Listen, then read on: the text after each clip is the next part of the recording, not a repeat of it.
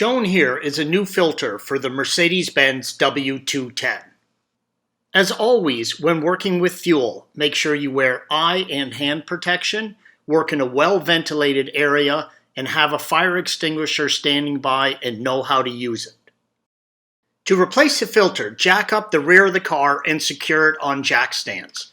Underneath the driver's side right in front of the axle is a protective cover held on by three 10mm nuts, as indicated by the green arrows. Remove these nuts and carefully lower the cover out of the way. Here is the filter and the fuel pump assembly under the protective cover. The fuel filter is held in place by a band which also secures the fuel pump.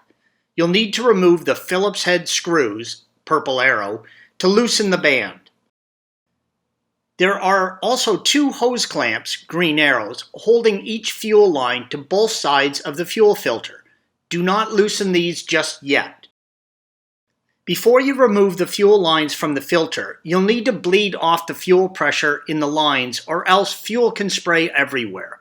A good idea to do this is to remove the fuel pump relay, start the engine, and then let it run until it dies. This will bleed off any pressure in the line. Use vice grips or fuel line clamps to clamp off the fuel lines on both sides of the filter. This prevents fuel leaks when you disconnect the lines from the filter. You want to make sure the vice grips are good and tight, but not so tight that they puncture the lines. I like to place a rag between the teeth of the vice grip and the fuel line. The key here is to make sure no fuel gets out. You'll want to have a drain pan below the filter, as well as there will be some leakage out of the filter itself. It's a good idea to have a fire extinguisher nearby, and as always, be working in a well-ventilated area. Once secure, loosen the hose clamps and pull the fuel lines off the old filter. Let the fuel drain out of the old filter and remove the long Phillips screw in the center of the bracket.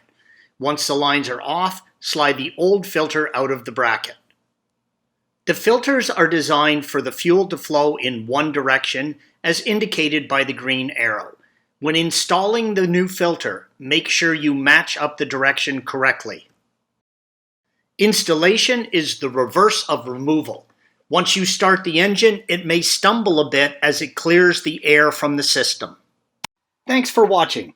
Click here to view the original article, along with hundreds of other DIY content for your car.